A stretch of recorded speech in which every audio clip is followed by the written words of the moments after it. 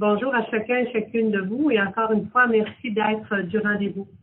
Vous comprendrez que c'est important pour moi de vous adresser quelques mots aujourd'hui concernant l'hôpital de Maria, afin naturellement de rassurer notre population et également le personnel concernant certaines informations qui ont circulé au cours des derniers jours. Tout d'abord, lorsque nous avons pris connaissance des propos, nous avons immédiatement jugé nécessaire de faire les vérifications afin de bien s'assurer que les consignes de base de prévention, de contrôle des infections étaient bien suivies. Cette vérification nous a réconfortés avec ce qui se passait dans notre hôpital à Maria. De plus, vendredi après-midi, Dr Bonnie Vigé, directeur de la santé publique, Mme Doris Smith, une responsable de l'équipe SWAT, Mme Joanne Méthode, DGA, DSP et moi-même, on a également rencontré les équipes de chirurgie, de médecine et de l'urgence de l'hôpital de Maria afin de bien comprendre la situation et de répondre à leurs questions qui étaient tout à fait légitimes. Les questions qui ont été soulevées étaient très pertinentes. Je pense entre autres à des questionnements en lien avec la trajectoire des patients symptomatiques et asymptomatiques à l'urgence. Les mesures de prévention et de contrôle des infections sont suivies afin d'assurer un environnement sécuritaire. Toutefois, cela n'empêche pas d'apporter des améliorations afin d'optimiser les trajectoires du client avec les espaces que nous avons. Et vous savez que l'urgence de Maria nécessite aussi des travaux. Ainsi, en composant avec l'environnement déjà existant, il y a plusieurs jours, il y avait un comité déjà au travail afin d'amener des changements et les changements sont déjà en cours. J'ai profité aussi lors de la rencontre avec les membres du personnel de regarder avec eux le délai d'attente des tests pour les patients admis à l'urgence parce que c'est quand même une question qui était préoccupante pour les intervenants. Nous avons alors réitéré notre demande à Rimouski, car c'est Rimouski qui est le responsable des laboratoires en Gaspésie, afin que les CIS du Bas-Saint-Laurent priorisent les tests et ainsi améliorer le roulement à l'urgence. Nous tenterons aussi d'en faire le plus possible de tests à Maria pour accélérer le processus. On sait également qu'on a reçu une deuxième machine la semaine passée, qui n'est pas encore fonctionnelle, mais qui va l'être dans les prochaines journées. Durant la rencontre avec le personnel, il y a eu naturellement, comme vous le savez, une question soulevée à l'égard de la mobilité du personnel. Il a donc été rappelé que malgré tous les moyens déployés pour éviter la mobilité, dans certains cas, lors de risque de bris de service, il peut être possible que nous soyons contraints de déplacer des employés entre des départements ou des installations, et ce pour assurer une réponse aux besoins des usagers. Mais le tout ne se fait pas sans suivre les mesures de prévention et de contrôle des infections supportées par ce qui peut être fait selon l'équipe SWAT en place. Bref, avec notre personnel, ce fut des échanges très intéressants. Cela m'a aussi permis de souligner leur travail exceptionnel dont ils font preuve quotidiennement. Dans un autre ordre d'idée, cet après-midi, permettez-moi de souligner la nouvelle arrivée d'un directeur des ressources humaines, des communications et des affaires juridiques au CIS de la Gaspésie, M. Alain Vézina, mais aussi également d'un responsable pour le réseau local de la Baie des Chaleurs, M. Raymond Coulombe. Cette personne, M. Coulombe, a été recruté dans le contexte de la COVID et viendra en soutien aux équipes de la Baie des Chaleurs afin de s'assurer de l'application, notamment des processus et des mesures qui sont souvent amenés à changer selon la situation épidémiologique.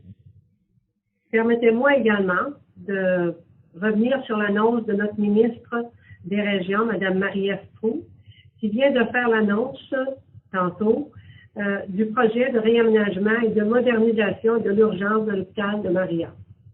Ce projet permettra sûrement de remédier, à certaines lacunes de l'urgence de l'hôpital, qui va nous permettre d'être beaucoup plus selon les normes actuelles. En terminant, je voudrais vous dire que les rencontres de vendredi dernier m'ont permis de faire une mise au point avec mes collègues de travail au niveau des mesures de prévention et de contrôle des infections qui sont mises en place selon les orientations de la santé publique. Soyez assurés que nous poursuivons à donner des soins sécuritaires et de qualité à l'hôpital de Maria, comme partout en Gaspésie, afin de répondre aux besoins des Gaspésiens et des Gaspésiennes. Merci beaucoup. Merci beaucoup, Mme Duguay. Je vais donc passer la parole à Dr. Bonivier. Oui, bonjour tout le monde. Ça me fait plaisir d'être avec vous. Je vais surtout être là pour répondre à des questions, mais juste pour faire un petit tour de la situation épidémiologique. Comme vous avez vu, la situation s'améliore dans notre région. Du côté d'Avignon, les cas ont commencé vraiment à diminuer de façon intéressante et on suit déjà la moitié moins de cas tous les jours qu'on en suivait il y a une semaine. Donc, ce sont des nouvelles encourageantes. Du côté de la Haute-Gaspésie, on n'a presque pas plus de cas qu'on en avait déjà eu. Du côté des autres NRC, c'est assez tranquille aussi. Les îles, c'est tranquille. Il y a Bonaventure bon, je ne sais pas qui nous inquiète, mais que l'on surveille particulièrement. Mais je dois souligner que les maires de cette NRC ont fait de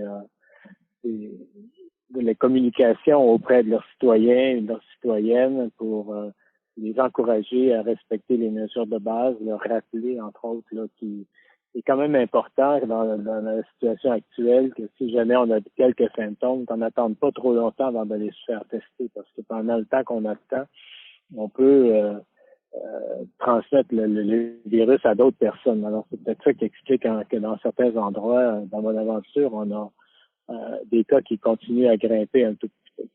Il y a une éclosion qu'on surveille de près à Nicolay, mais en général, donc, la situation va relativement bien et je reste à votre disposition pour toute autre question que vous voudriez aborder. Peut-être un petit mot sur l'Halloween, parce qu'on n'avait pas pu la traiter comme question la semaine dernière. Ah bon. Écoutez, pour ce qui est de l'Halloween, de façon générale, nous avons eu finalement des consignes nationales qui ont un peu restitué cette fête-là comme une fête d'enfants qui se déroulait principalement à l'extérieur. Alors, je pense que dans un contexte où on la prend comme ça, on permet à nos plus jeunes de pouvoir exprimer leur identité en se déguisant et puis en faisant le tour un peu dans le quartier. Je pense que c'est quelque chose qui est tout à fait sécuritaire.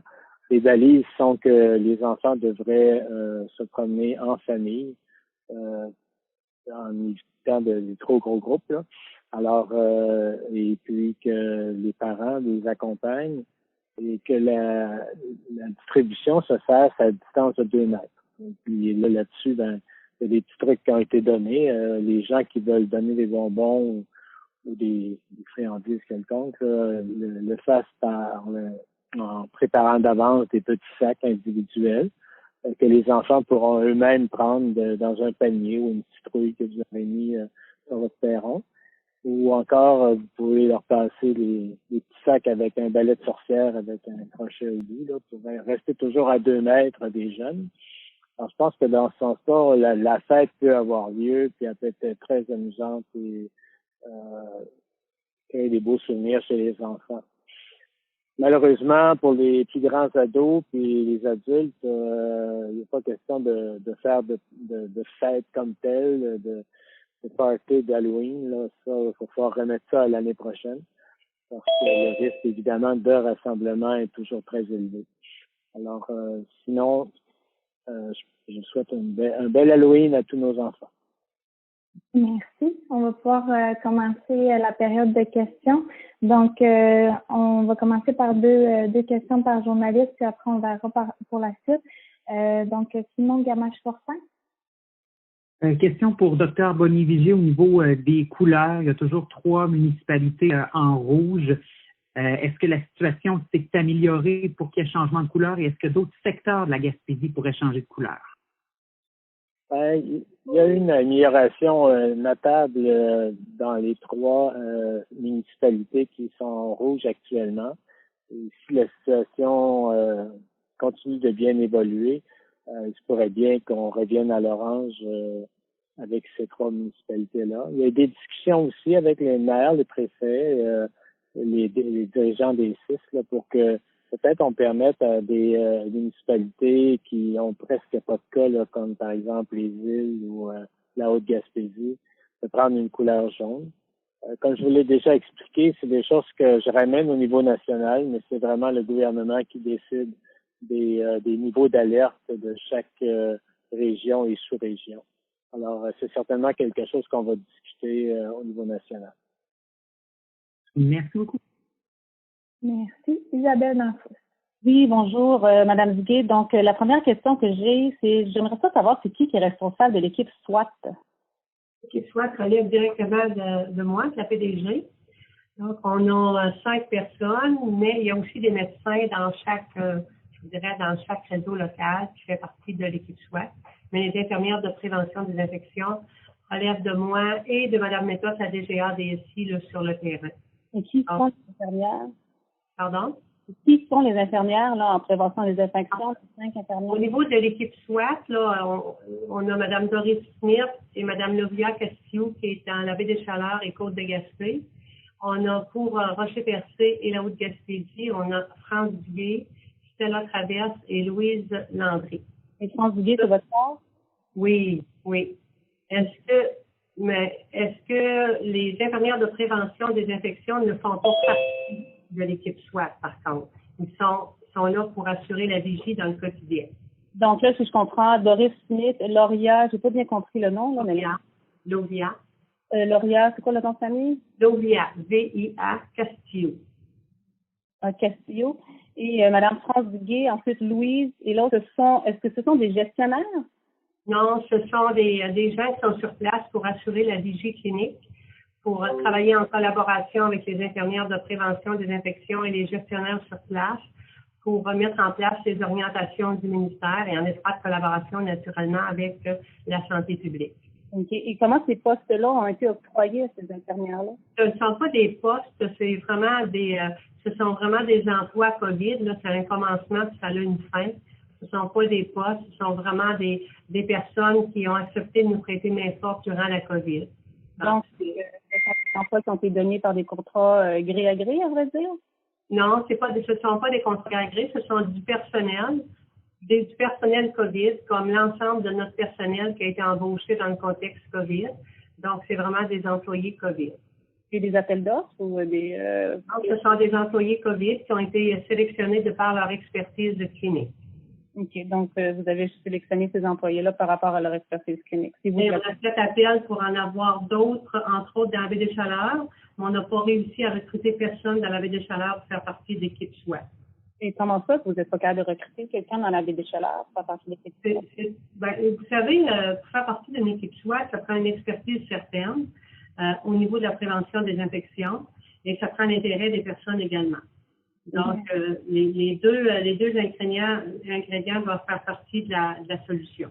Et la dernière question, c'est combien d'infirmières là, qui sont présentement au contrôle des infections sont en arrêt de travail? C'est quoi le pourcentage des infirmières en arrêt de travail au contrôle des infections en Gaspésie? Je vous dirais qu'il y en a peut-être une ou deux, mais pas plus que ça, non. OK. J'ai su qu'on disait quoi que les problèmes qu'il y a à Maria existent aussi dans d'autres urgences. Isabelle, on va juste revenir parce que merci. Julie Drapeau? Je voudrais juste terminer seulement en disant qu'on a quand même 23 infirmières de prévention des infections sur le terrain, là, à part de notre équipe SWAT. Vous attendez? OK. Non, qui sont actuellement sur le terrain. Ils sont sur le terrain. Okay. Julie Drapeau? Oui, bonjour, je m'excuse pour le bruit dans les oreilles. Myriam à la place de Julie. Dites-moi, Madame Duguay, pouvez-vous élaborer sur le projet de réaménagement de l'urgence à l'hôpital de Maria en termes, ça va ressembler à quoi? Ça va coûter combien? Et est-ce que ça fait suite à la sortie des ambulanciers? Non, pas du tout. Écoutez, c'est quand même un projet qui avait été acheminé il y a un an et demi, une demande qui avait été demandée au ministère. Il y a un an et demi, parce que la première demande, vous vous souvenez, c'était vraiment pour faire l'analyse de la structure fonctionnelle de l'hôpital de Maria pour voir la possibilité d'avoir un hôpital neuf à Maria. Mais entre-temps, vous savez, la construction d'un Unitis neuf, ça prend plusieurs années. Et on constatait quand même que l'urgence de Maria nécessitait des travaux rapidement. on avait fait la demande au ministère et le ministère nous a accepté des travaux de réaménagement. Maintenant, le coût du réaménagement, de la rénovation, il n'est pas encore estimé. On a reçu justement aujourd'hui là, toute l'autorisation d'aller en appel d'offres pour faire en sorte de faire les plans et aller de l'avant avec le dossier pour statuer de la hauteur des coûts pour la rénovation pour le petit projet. Par ailleurs, simplement ce matin, vous avez eu une lettre, je pense, de l'APTS pour les travailleurs en laboratoire et en imagerie. Est-ce que vous avez l'intention de soutenir leur démarche pour qu'ils aient aussi leur prime de 8 %? Écoutez, on a fait déjà des représentations pour d'autres employés. Donc, on va regarder ça en comité de direction. On voulait le regarder justement cet après-midi. Et ensuite de ça, on va acheminer notre réponse là, à l'APTS. Je pense que c'est effectivement, il y a beaucoup de gens qui travaillent dans l'ombre, comme c'est dit dans la correspondance, qui travaillent dans l'ombre dans le cadre de la pandémie, notamment les techniciens en laboratoire et les gens qui travaillent en imagerie médicale. Donc, on va regarder le dossier, c'est sûr. Merci. Louis-Philippe Arsenault. Oui, bonjour. Donc, il y a 12 personnes maintenant hospitalisées. OK, il y a un autre micro, pardon, ça m'a compris. Donc, oui, 12 personnes sont hospitalisées. L'hôpital de Gaspé avait une capacité de 10 au quart. C'est des gens en soins intensifs. Où sont les gens? Est-ce qu'on pense aussi peut-être augmenter la capacité? Est-ce qu'il y a des gens, bon, il y a une éclosion à l'hôpital de Maria, est-ce qu'il y a des gens qui sont hospitalisés là et tout ça? Pour la COVID, donc voilà, je vais avoir la situation présentement au niveau des hospitalisations.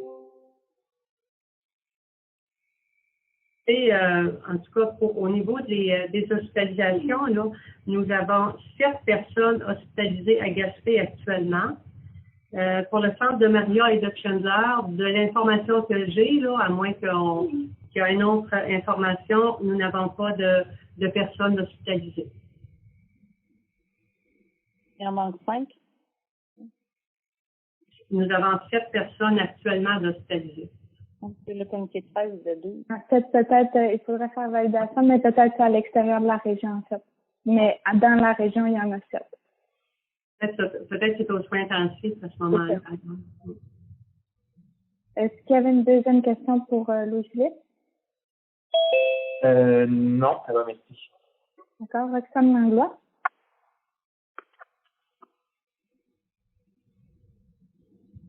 Oui, est-ce que vous m'entendez? Oui. Parfait. Je veux juste faire du pouce sur le communiqué qui a été envoyé aujourd'hui là, concernant la désignation de l'hôpital de Maria et de Chandler là, pour ce qui est du traitement de la COVID.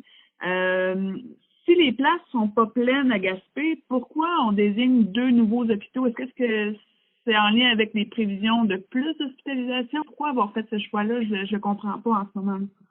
D'abord, il y a un premier choix qui est pour faire en sorte que notre population reçoive leurs services le plus près possible de leur milieu de vie. Pour éviter que ce soit des transferts en ambulance, pour faire en sorte aussi que nos ambulances soient vraiment optimisées sur leur territoire. C'est également parce qu'on prévoit qu'il va peut-être avoir plus d'hospitalisation, donc nos équipes vont être prêtes. Mais vraiment, c'est un plus pour la population parce que ça évite des déplacements. Ça avait été aussi une demande par nos élus d'avoir vraiment l'hospitalisation dans nos réseaux locaux. Et j'ose une question qui peut paraître évidente, mais il y a quand même une éclosion à l'hôpital de Maria. On va présumer que les gens qui seront admis pour y être traités ne seront pas en contact avec ces gens-là. Et en lien avec ça, je vais demander au Dr Bonivigier de vous répondre. Parce que la situation est sous contrôle actuellement, mais le Dr Bonivigier va vous donner plus d'informations. Ben, c'est ça. L'éclosion actuellement, elle est quand même limitée et contrôlée. Et normalement, les patients qui sont traités pour la COVID sont admis dans une unité dédiée pour ces personnes-là. Donc, il n'y a pas nécessairement de lien entre les deux. Là. Merci. Joanne Bérubé.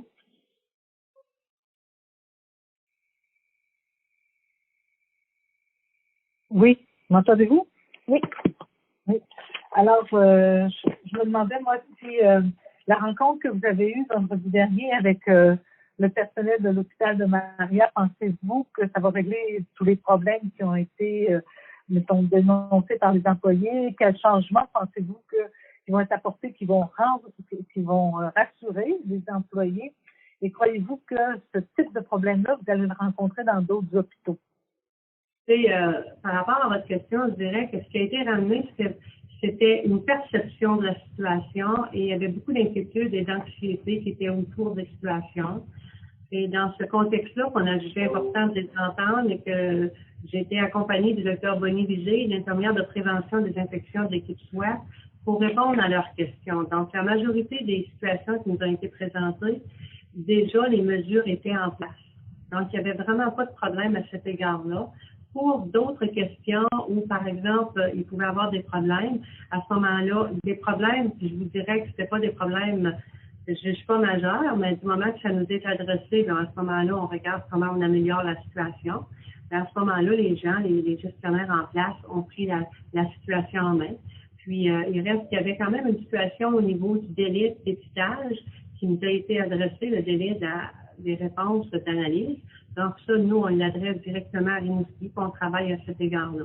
Mais la situation qui a été ramenée au niveau des médias, la situation qui a été reçue, ce ne sont pas des situations problématiques vécues. Ce sont des questionnements et les réponses étaient sur le terrain et il n'y avait pas de problème de prévention des infections. Ça, c'est bien clair.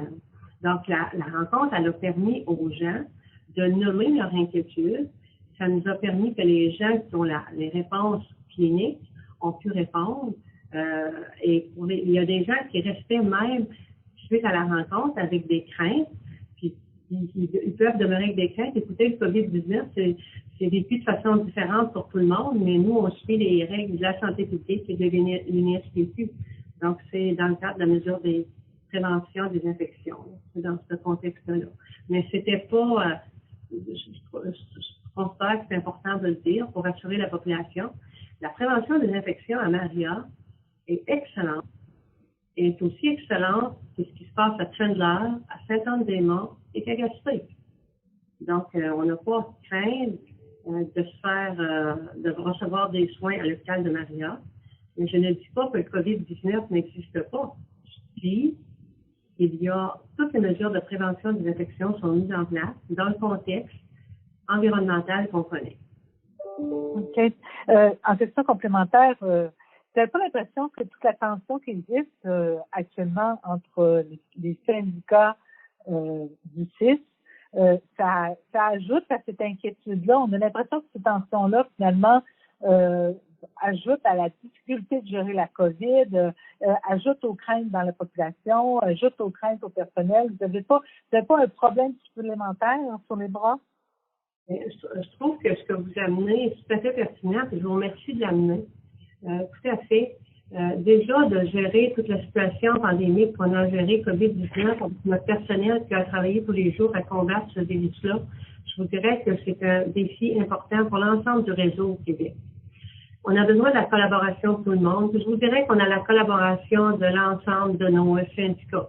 Je ne mets pas en doute la collaboration de nos syndicats et je ne mets pas en doute la collaboration non plus du personnel. Donc, c'est sûr que si on se fait des sorties médiatiques, où on dit que les mesures de prévention ne sont pas suivies, etc., tout ce que vous avez entendu comme moi, que ça nous facilite pas le travail, mais qu'en plus, ça ne facilite pas le recrutement et la rétention du personnel. Donc, quand on fait un travail où, des sorties où on parle de façon négative de notre milieu de travail, la rétention et le recrutement à ce moment-là, ça a certainement un impact. Mais je le répète, les questions du personnel étaient pertinentes et légitimes. Souvent, c'est pas les questions, c'est dans la façon qu'on fait les choses, vous savez. Juste dans le complément. Donc, nous, on va revenir, ce ne sera pas bien long. Okay. Mirko de Silva. Pas de questions, merci. Michel Morin. J'ai mis sur Sodium les personnes en téléphone, donc s'il vous plaît, faire étoile 6 ou enlever votre Sodium. Le télésoleil. Oui, bonjour. Mes questions sont pour le docteur Bonnier-Vigé. En fait, Monsieur Bonnier-Vigé, on a appris ces derniers jours qu'on a maintenant un premier cas officiel en Haute-Gaspésie.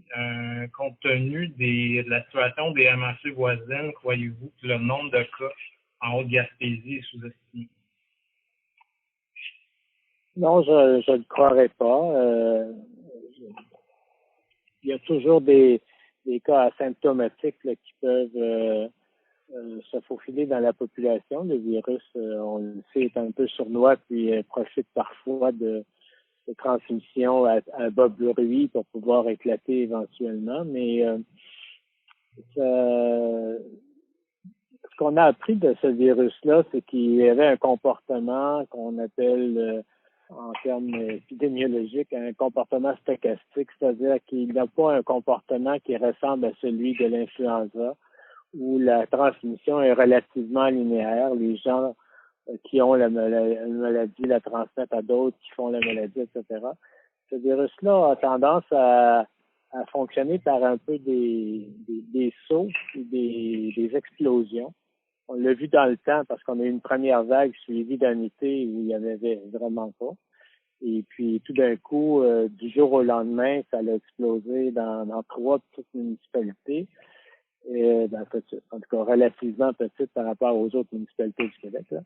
Mais et ça a pris des proportions immenses. Et on voit que ça se calme. Et soudainement, ça sort dans une école, et ça revient à presque rien. Alors, moi, j'ai tout à fait confiance que ce soit aux îles ou que ce soit en Haute-Gaspésie, les cas qu'on a, ça reflète réellement la réalité. Le virus est tout simplement en dormance, je dirais, dans ces coins-là. Donc, ça veut dire que le message pour la population, le message pour chacune et chacun d'entre nous est toujours le même, c'est que on doit malheureusement qu'il y ait des cas ou pas de cas autour de nous. Il faut respecter les mesures de base. Encore une fois, si on a le moindre symptôme, on ne doit pas attendre en se disant ça va passer. Il faut se faire tester puis rester à la maison en attendant le test quand on a des symptômes parce que on risque d'avoir la COVID et de le transmettre à d'autres. Encore une fois, il faut se laver les mains souvent, tout le temps. Il faut respecter notre distance de 2 mètres et puis il faut porter le masque en public. C'est la seule façon dont ce virus-là, on va pouvoir le contrôler. Et puis, je souhaite qu'on n'ait pas besoin de se donner trop de mesures populationnelles. Là. C'est-à-dire que si tout le monde respecte ça, on va pouvoir quand même avoir se visiter, puis tout le monde avoir des rassemblements quand même intéressants. On est obligé de prendre des mesures populationnelles comme les mesures dans les zones rouges quand on n'arrive pas à respecter ces règles-là. Alors, les mesures nous aident à respecter les règles, mais les règles sont là fondamentalement pour contrôler un virus qui a un comportement tout à fait pas linéaire. Oui, ben vous croyez pas justement que le nombre très, très, très peu élevé de cas en Haute-Gaspésie pourrait justement avoir un effet que les gens vont pas nécessairement être très, très motivés à appliquer ces mesures-là, des mesures de santé publique, parce que ils ont l'impression qu'il n'y a pas de cas ici puis qu'on ne court pas de danger. Est-ce que vous ne pensez pas que justement le fait qu'il n'y ait pas beaucoup de cas officiellement, ça donne un peu l'impression d'insouciance, là. Ça induit un comportement d'insouciance chez les gens dans leurs comportements sociaux? Ben, c'est certainement l'intelligence virale par rapport à la nôtre, mais je pense que nous, on est quand même assez intelligents pour avoir perçu cette tactique-là. Je pense que les gens sont capables de comprendre cette tactique de survie du virus, de faire le moins de bruit possible pour pouvoir exploser ensuite. On est capable de le déjouer en respectant les règles. Je pense que les gens sont capables de comprendre ça et le comprennent. Mais je voulais juste terminer, s'il vous plaît, juste une dernière question. Vous avez parlé du fait que les gens devaient se tester au moins de symptômes. On sait qu'en Haute-Gaspésie, il y a quand même des gens ici qui n'ont pas nécessairement le temps, les moyens, la volonté aussi de se déplacer pour se faire tester. Croyez-vous que ça peut être un problème au niveau du dépistage et du traçage? Puis pensez-vous qu'éventuellement, je ne sais pas, quelque chose comme une clinique mobile ou de dépistage mobile, ça serait quelque chose qui pourrait être envisagé advenant une éclosion plus importante. Oui, ben ça, c'est des moyens qu'on a à notre disposition, effectivement, si jamais il y avait une éclosion importante à un endroit. Par exemple, il y a eu des cas dans une école à un moment donné, puis là, on a eu une clinique mobile qui est allée tester les enfants à l'école, là, puis les professionnels. Alors ça, c'est quelque chose qu'on peut mettre en place assez rapidement. En attendant, ben on invite les gens à se déplacer quand c'est nécessaire, mais si les gens ne s'étaient pas déplacés et avaient fait la maladie, on aurait vu des éclosions, puis là, on n'en a pas vu. On peut penser que les gens respectent les règles, et puis, en tout cas, j'espère. Et puis, sinon, on a été super chanceux, mais ça m'étonnerait que ça soit juste la chance qui explique ça. Je pense que c'est quand même, depuis le temps qu'on le répète, là, je pense qu'il y a des gens la majorité des gens respectent les règles de façon correcte. Merci. Gilles Gagné.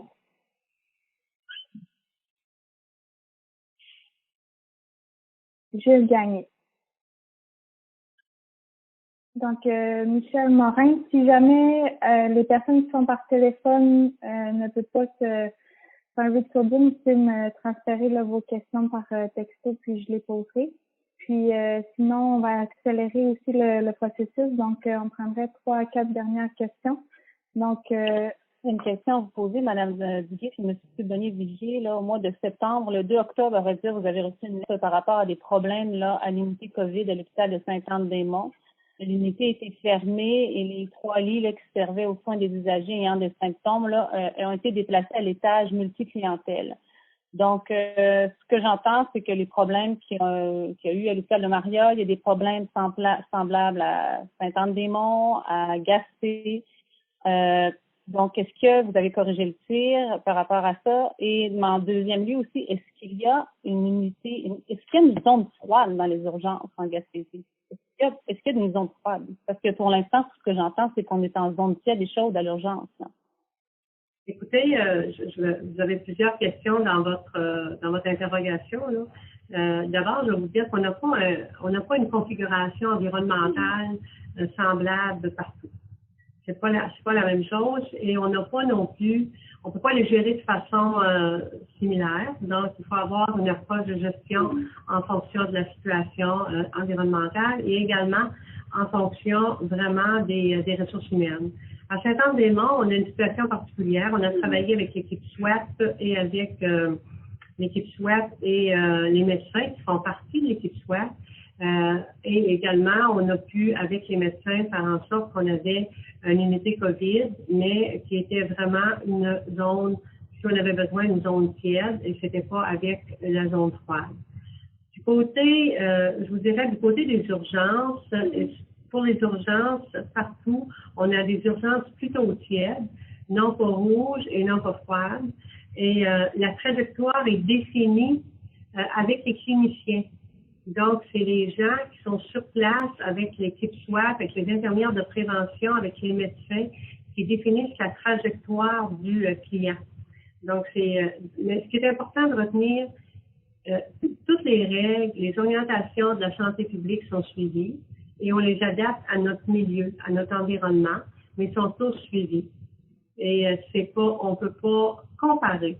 Mais vraiment pas comparer l'urgence, par exemple, de Gaspé avec l'urgence de Maria ou vice-versa. On peut pas, mais il faut, nous, notre responsabilité, c'est d'organiser les orientations du ministère en fonction des recommandations de la santé publique et les infirmières de prévention d'équipe SWAT et les médecins le font très bien. Mais ce sont des trajectoires cliniques.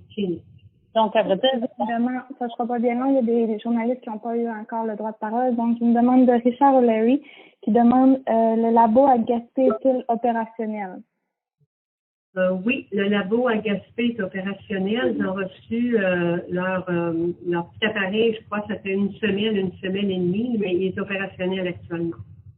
Okay. Puis, c'est en fait combien de tests par jour si on l'a, puis aussi le délai de réponse, j'imagine c'est le même que dans le délai de réponse, lorsqu'on est sur place, qu'on réussit à tout les faire à Gaspé, c'est que normalement, c'est environ 3 heures. Je vais mettre un minimum de 3 heures. c'est le délai de réponse. Puis combien on peut en faire par jour? On a une capacité possiblement de 80, mais je peux me tromper un peu, là, 80 et plus. Et si on a une surcapacité, ils sont transférés à Rimouski. Donc, normalement, là, 2 à 3 heures avec une possibilité de 80, je dirais. Parfait. Puis, Michel Morin, en fait, concernant le projet de reconstruction, est-ce que ça veut dire que l'hôpital neuf se fera beaucoup plus tard? L'hôpital neuf, là, c'est des dossiers, ça, là, normalement de 10 ans et plus. Donc, l'urgence de Maria ne pouvait pas attendre 10 ans et plus. Donc, non, ça ne viendra pas mettre un frein au dossier qui va se travailler parce que le dossier, le PDCI, le plan de développement, est commencé avec les équipes cliniques. Il va y avoir des orientations avec le ministère. Je crois qu'il faut saisir l'opportunité d'avoir une urgence rénovée selon les normes actuelles. Et c'est 2 dossiers, mais la construction d'un hôpital neuf, c'est plusieurs années. Ah, puis les infirmières de la FIC refuseront de faire du supplémentaire pour 2 jours. Qu'allez-vous faire pour ces jours-là? Deuxième question, Michel Morin. Écoutez, s'ils refusent, nous, on a la responsabilité de donner des soins à la clientèle. Donc, on fera du délestage. On va regarder aussi comment on peut donner nos services essentiels. En tout cas, on regardera avec le département des ressources humaines comment on s'organise pour donner les services. Mais c'est un incontournable pour nous. Merci. Gilles Gagné, est-ce que vous voulez réessayer pour le micro?